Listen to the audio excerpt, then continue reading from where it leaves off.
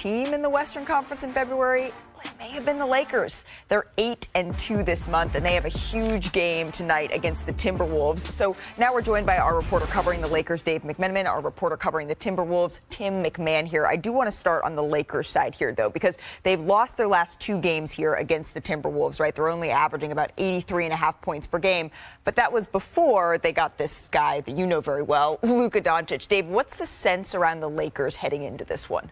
Well, I just want to look back at the game they played against the Timberwolves back on December 2nd. Okay. And that really changed everything. That was, I think, the worst game I've ever seen LeBron play in the entire time I've been covering his teams for more than a decade. He goes 4 for 16 from the field, 0 for 4 from 3, 6 turnovers.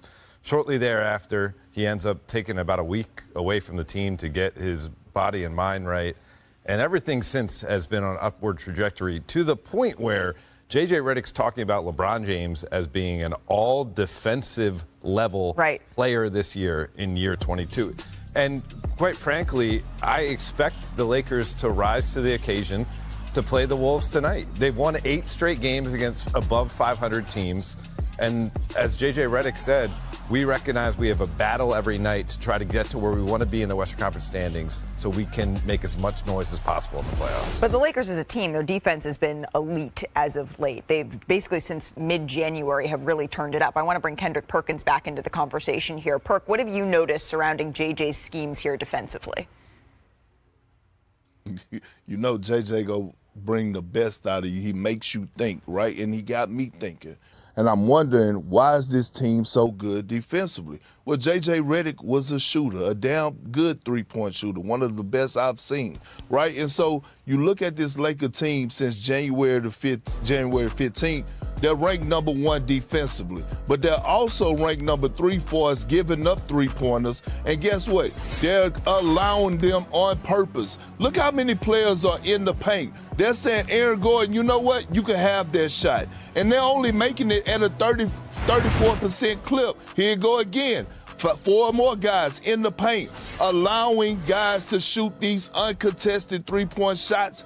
This is what they're playing. This is not nothing that's happening by accident. The plan is, the message that's being sent by the Lakers is, we believe that you don't have shooters, and that we also believe that you guys can't beat us from the three-point line, and it's been working.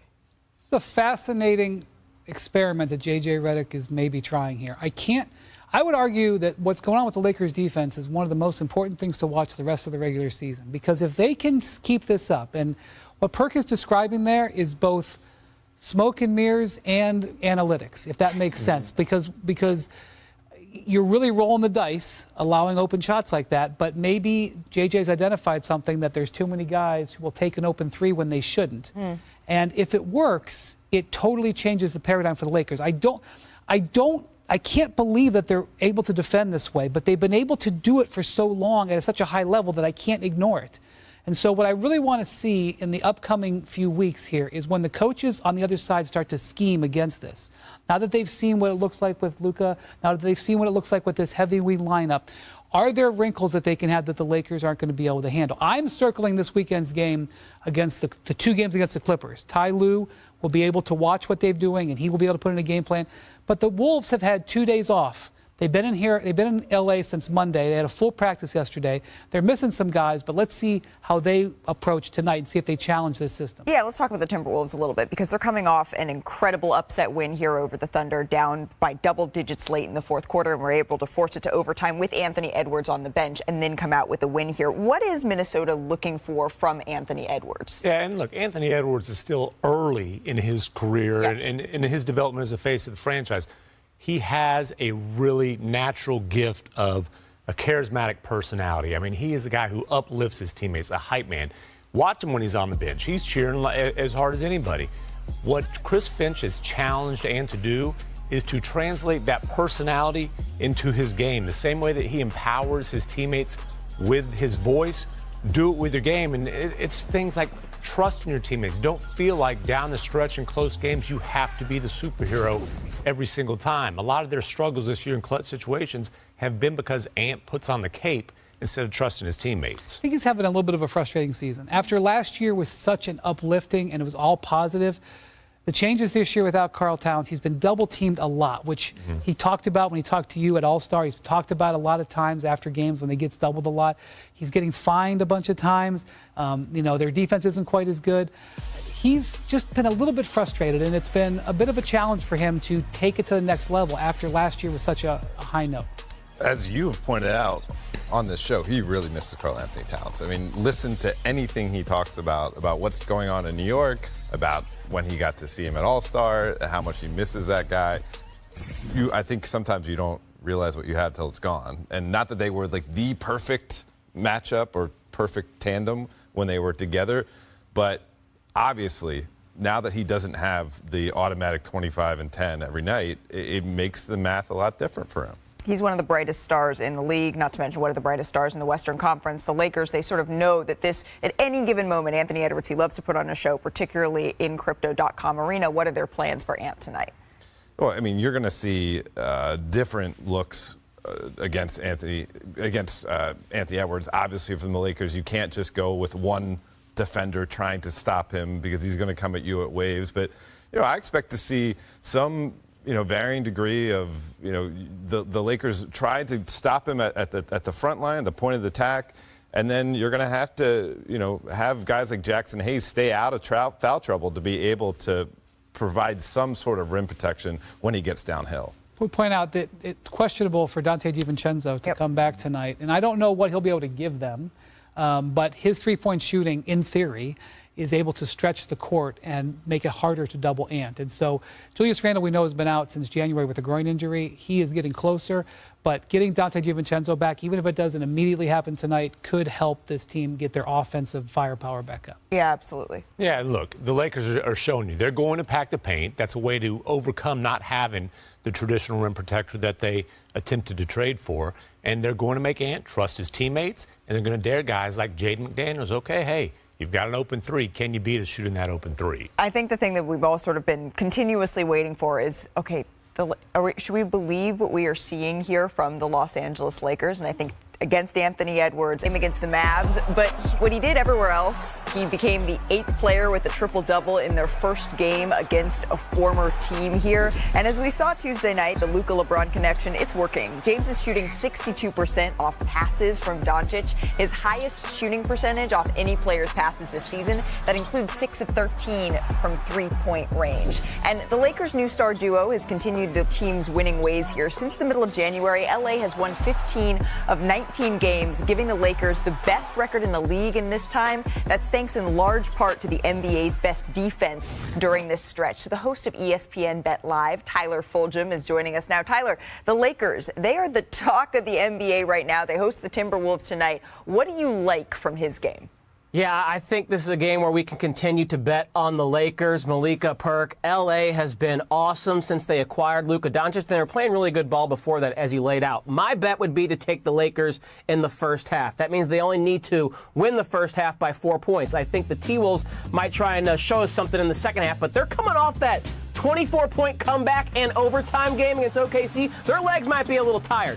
Meanwhile, Crypto.com is going to be buzzing because Luka and LeBron are the show in town. So I think in the first 24 minutes, where you're always going to see one of them on the floor at all times, the Lakers jump out to at least a 4-point lead. Perk, what do you think?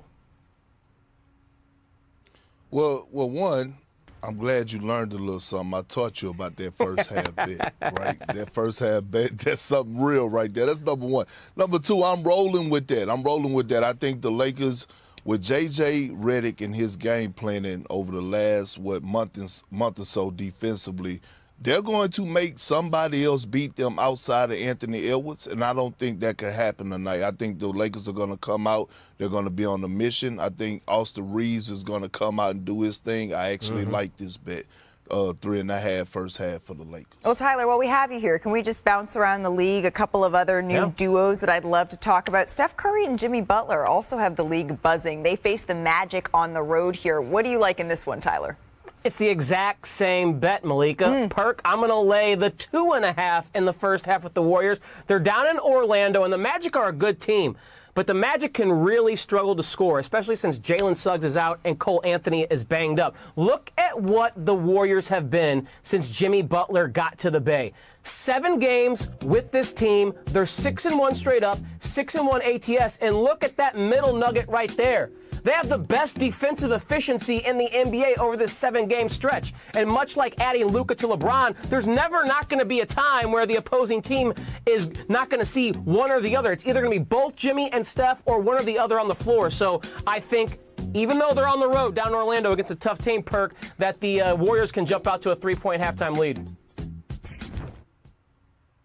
You like it, Perk? Malika, next, I'm rolling with him. Okay. I'm rolling with him. All right. Move on. Then move on we shall, Tyler. All right, those are good for tonight. Let's look a little further down the road, shall we? Who's the best bet to come out of the West, do you think, right now?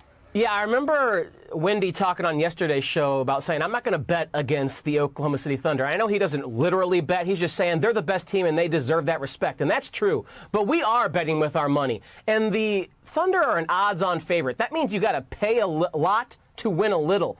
I would much rather bet on the teams that have the proof of concept as far as winning a championship. Both the Warriors and the Lakers, and you can even throw Denver into that mix, who are Denver's plus 500, LA's plus 700, Golden State's plus 1,400. These are the teams I'd much rather bet on than the young up-and-comers that haven't yet proven it. Because Steph, Luka, and LeBron, and Jokic, these guys have proven it, and they're going to give you a better return on your investment if you add them to your championship portfolio.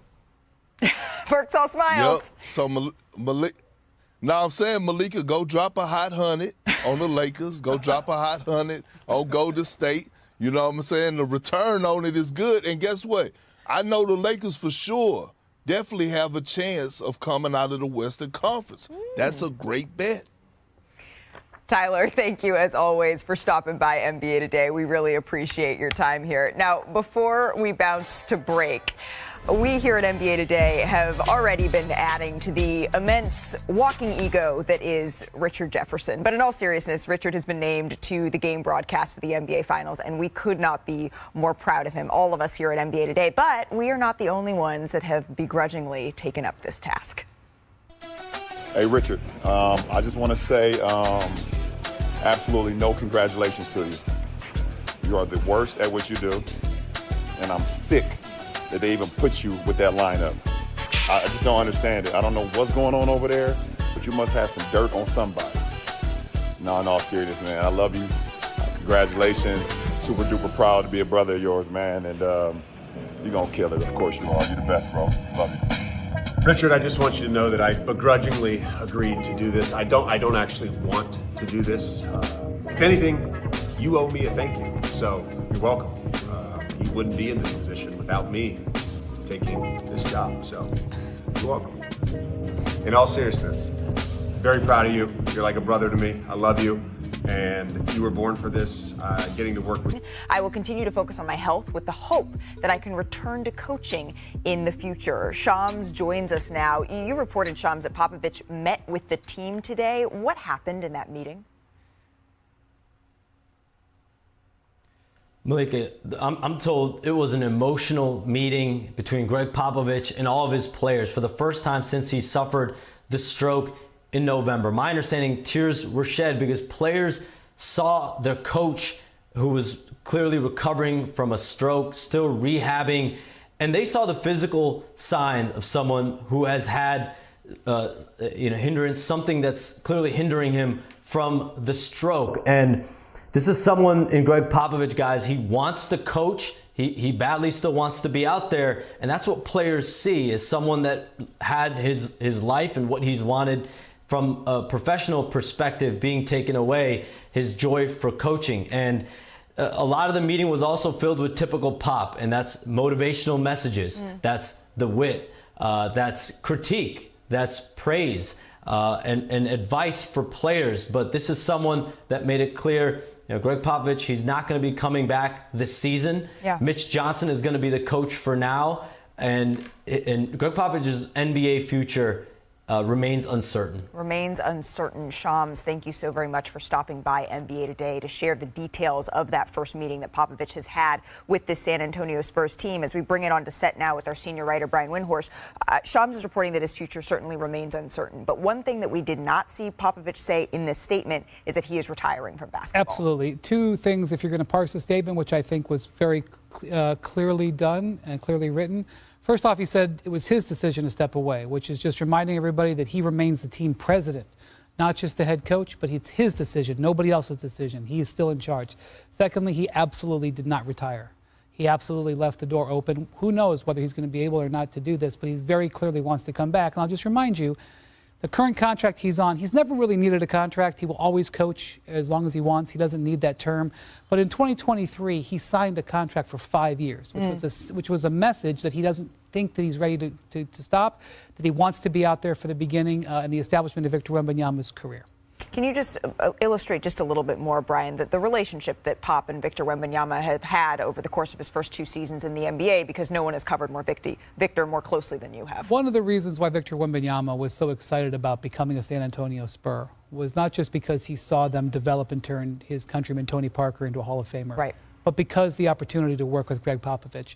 And before Victor Wembanyama played 1 game, Pop said, "I'm going to be here for 5 years for you." He made it clear this is not a temporary thing. So I can't speak to his exact health right now. Only he knows that. But I think that has always been his desire. He is not looking to somebody who's looking to be a short timer. He's looking to make a long run with Victor Wembanyama. We'll see if that can possibly happen. Once again, Greg Popovich meeting with the team for the first time since this stroke in November today. Pop, of course, is a 5-time champion with the most career wins by a coach in NBA history. He's also a 3-time Coach of the Year, tied for the most all time. We certainly hope to see him back on the sidelines soon. This year, they've gone from the bottom 4 to top 4 in paint points per game allowed. This offseason, the Pistons also acquired veteran shooters Malik Beasley, Tobias Harris, Tim Hardaway Jr. That's helped them improve from bottom 5 in three-point shooting up to 12th. And the NBA, it's a stars league. This year, Cade Cunningham has taken a leap to an all-NBA level. He's one of 2 guys to average 25 points, 9 assists this season, along with the reigning MVP, Nikola Jokic. So let's take a listen to Cade Cunningham. This is everything that we wanted to do, is, turn this restore this franchise, what we said a lot. And so to see it come into fruition now is a great thing. I'm happy for the city. But I'm not satisfied at all. I think there's still a lot more work to do. I think the city wants to see a lot more. The city wants championships. And so we're slowly building towards that. We're the Pistons. We got to get our respect through continuing to show the world. And we're not done. Kendrick Perkins joining us for this conversation as well. I think that Malik Beasley's right. The Pistons know they have to earn this respect, Wendy. How good can this team really be? Well, a couple of things. First off, Cade Cunningham, even in the history of the Pistons franchise, where you've seen some guards that have gone on to be Hall of Famers, Isaiah Thomas, Joe Dumars, Chauncey Billups, he's having an incredible season. He's having one of the most prolific seasons by a Pistons guard ever. He's probably headed for All-NBA consideration, already been an All-Star. That's one. Secondly, this is a very hard team to play against. They rough you up on the interior. They have a lot of size. Jalen Duren is huge. We know Isaiah Stewart is in there pounding guys away, plays very hard. Tobias Harris, talk about the best revenge is living well, Malika. How do you think the 76ers feel about watching Tobias Harris go to Detroit and have success? And not only that, but Beasley is one of the best signings that we've seen all year. $6 million. He was okay for the Bucks last year. They couldn't afford to keep him. The Pistons come in, get one of the best value signings you can see. He's been a terrific addition. This team is 6th place with eyes on 4th. 1 year ago today, February 24, they were 9-49. Look at him now. They're very athletic. They have good defense, great rebounding. They get out in transition. But Perk, we've talked about this being a stars league, and Cade Cunningham is blossoming into a star. And you have a very interesting Hall of Fame comparison for Cade Cunningham. Who is that? Well, Malika, don't act like me and you wasn't sitting on that NBA doing the NBA draft together, and I was getting crucified on the internet because I made the comparison and said that Cade Cunningham reminds me of Grant Hill, a healthy Grant Hill. This man is a young superstar on the rise. He checks all the boxes. he does it all. If you want the scoring, he's going to give you buckets. If you want the dimes, he's going to do that as well. And he plays with a chip on his shoulder, and he's a great leader. Look, on top of that, the physicality that he plays with. They have a swag with them that I love. They're instigators and not retaliators. They don't mess around. And when you have a young rising star like Cade Cunningham leading the charge, you have an opportunity to not only get into the playoffs, but definitely go in there and make some noise and possibly pop somebody in the first round and get to the second round because you have a guy that could take over like Cade. Well, I'll tell you this, Perk. There's one player to average 25 points, 5 rebounds, 5 assists in a season in Pistons history, and that was Grant Hill. Cade Cunningham is on pace to be the second here. Why could they cause problems for a team in the first round? Well, right now they're in 6th. They got their eyes going forward, but if you're the New York Knicks, you've already had difficulty with size inside, and you're looking for size yourself. You see the way that the Pistons play. Like, I wouldn't say it's a comfortable matchup for them. So, but I'm going to say, they've got a cushion on 6th.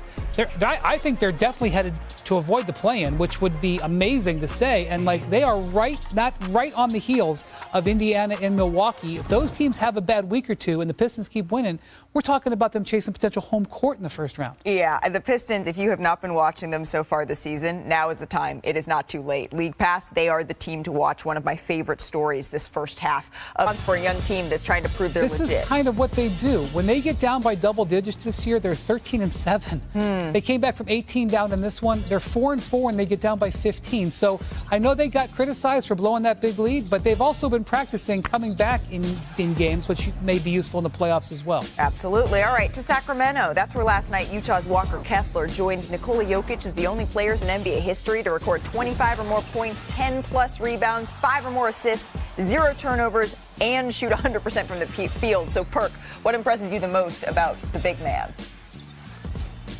Well, Malika, it's a reason why a lot of title contending teams wanted this young stud, because he does it all from a center aspect. And it's a reason why Danny Ainge and the Utah Jazz wanted a full package for him. But this man is special. He's a diver to the basket, high IQ, great rim protector, cleans the glass like a fresh bottle of Windex. Love everything about him. Let's make a stop in Toronto. That's where Tyrese Halliburton had 33 and 11. Don't look now. The Pacers, they've won 4 of 5 and have themselves sitting at 4th in the Eastern Conference, passing Milwaukee. Windy, how much pressure is on Halliburton to keep up this level of play? Maybe he can. He was disappointed, obviously, to not make his 3rd straight All-Star game, but since he came back from the All-Star break, 26 points, 12 assists a game on 63% shooting, 53% from three-point range, and obviously a dominant performance setting up guys and shooting in this game. Well, entering most important stretch of the season, this is how Tyrese Halliburton wants to be playing. All right, so Paul George announced this week that he is pausing Podcast P. But maybe powering a Sixers comeback? Jalen Brunson, he's not pausing here. Under 3 to play, still a 2-point game. Tyrese Maxey gets inside. Crafty finishes. Maxey does work against the Knicks. And New York wins this one, 110-105. So in another universe, Brian, we could have been talking about how, okay, this was a valiant effort for the 76ers without Joel Embiid, maybe if they were up in the standings. But that's not what happened here. What stood out to you the most? Yeah, when you're lost 9 in a row, it's tough to give you credit for much. Right. But, we've talked a lot about what the Knicks aren't the last week or so. Let's talk about what they are. What they are is a really good home team, and Jalen Brunson is an MVP candidate. He's not going to win it, but he's top 5 on my ballot for exactly nights like this. In the first quarter, they didn't have Karl Towns. He got Bridges going, gave him 6 assists in the first quarter. In the fourth, when they got in trouble, he carried them home. What else do you want from a franchise star than a guy who can take a 50-50 game and carry you to victory? The Knicks have challenges, but they've also got a lot going for them, and one of them is that dude. Man, I would have loved to see Perk. Can you what was your face when he just said an MVP candidate? I would have loved to see it on camera. I forgot. I make so many faces. I don't even know What what stood I out did. to you in this one? But what stood out to me the most is that the Knicks can be a very good basketball team when guys are being stars in their role. We know what Big Body Brunson is capable of doing. He's one of the best closers in the game when it comes to the fourth quarter. But I look at Mikal Bridges and I'm looking at OG Anunoby. And what the Knicks need those guys to do is be elite defenders. That's how they earned their name. That's how they got their reputation in the league. Can they score points on certain nights in the NBA? Absolutely, they can have some big scoring nights. But if they buckle down and accept their role and be stars in their role, then they give the Knicks a better chance, especially when Mitchell Robinson comes back, of actually trying to compete with Boston and the Cleveland Cavaliers. On the other side of all of this, Paul George, he had 17 of his 25 points in the second half. He played 42 minutes, his first 20-point game here in over a month, Perk. He said that he is done with the podcast for now. He wants to just focus on his play, being able to sort of get right. What do you make of all of this? I actually love it from PG. I mean, look, again, winning at a high level is hard, right? And it comes with sacrificing. Sometimes it comes with sacrificing a lot of your life outside of basketball. And so, again, do I love Paul George on the microphone? Is he an educated man when it comes to speaking the game of basketball? Absolutely. But I also want to see Paul George be the Paul George that we've grown to love, a Paul George that's been one of the elite players around the league, and he hasn't been that. So whatever it takes to get back to that space, to focus on your craft and keep the main thing, I'm all in for it. Well, the 76ers, they return home to host the Golden. Richard, I just want you to know that I begrudgingly agreed to do this. I don't actually want to do this. If anything, you owe me a thank you, so you're welcome. You wouldn't be in this position without me taking this job, so you're welcome. In all seriousness, very proud of you. You're like a brother to me. I love you. And you were born for this, getting to work with you. I will continue to focus on my health with the hope that I can return to coaching in the future. Shams joins us now. You reported, Shams, that Popovich met with the team today. What happened in that meeting? Malika, I'm told it was an emotional meeting between Greg Popovich and all of his players for the first time since he suffered the stroke in November. My understanding, tears were shed because players saw their coach, who was clearly recovering from a stroke, still rehabbing, and they saw the physical signs of someone who has had hindrance, something that's clearly hindering him from the stroke. And this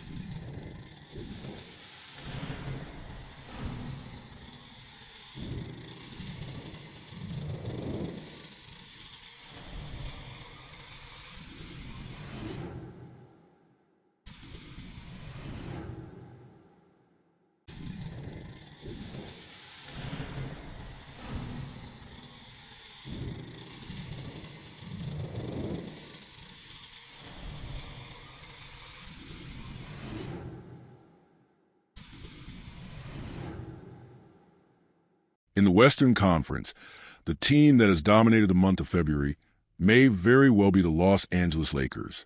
With an impressive 8-2 record this month, they have been surging at the right time, positioning themselves as a legitimate force heading into the stretch run of the regular season.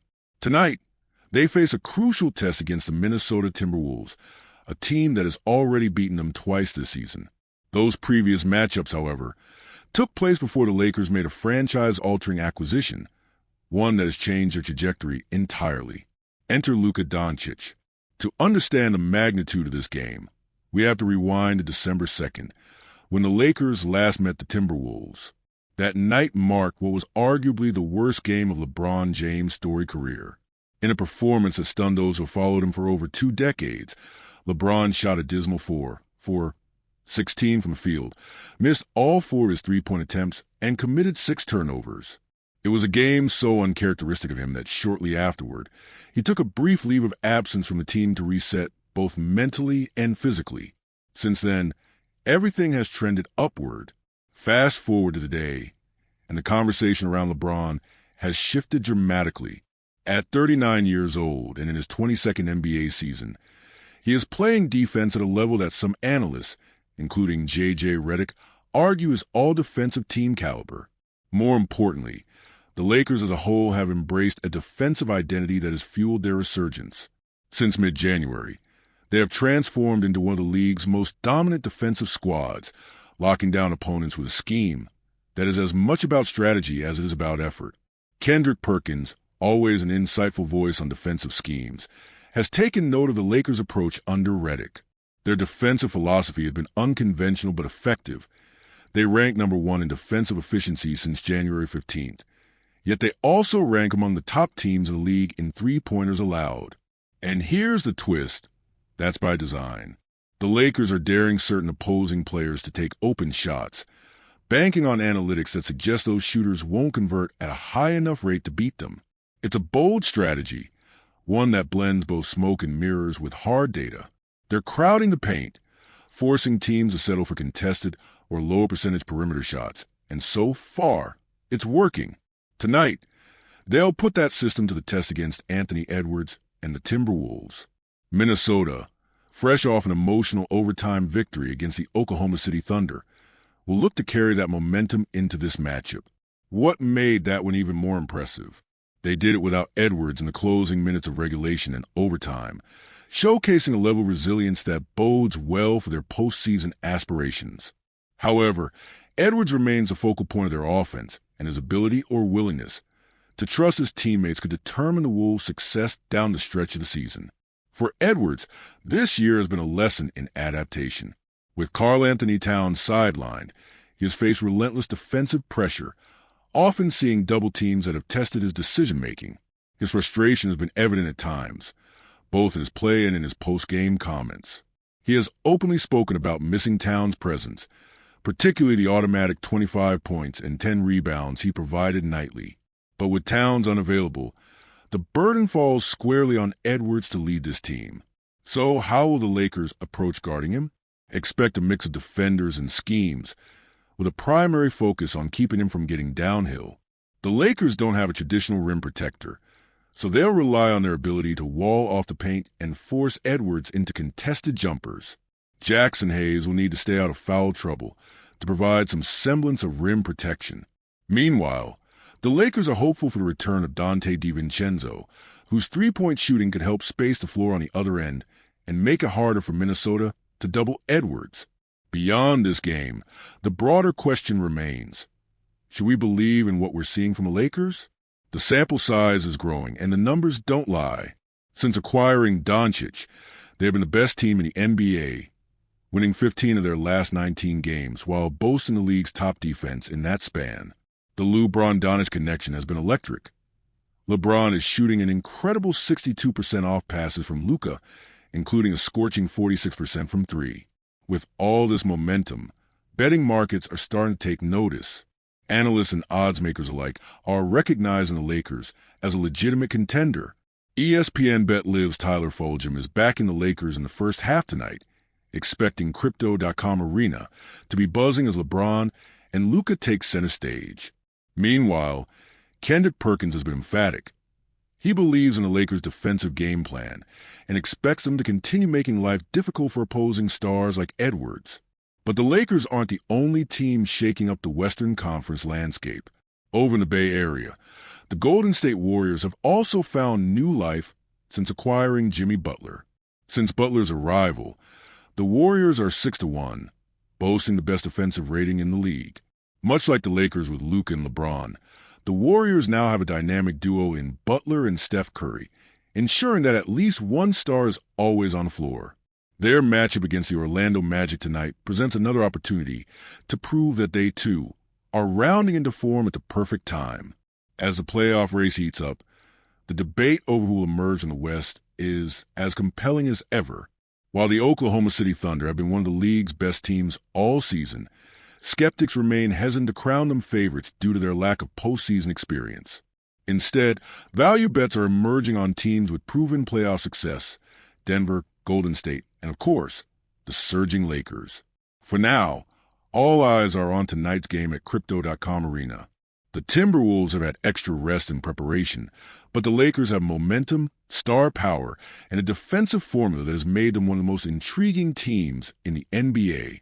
If they continue this level of play, the conversation around their ceiling will shift from whether they can make noise in the playoffs to whether they can truly contend for a championship.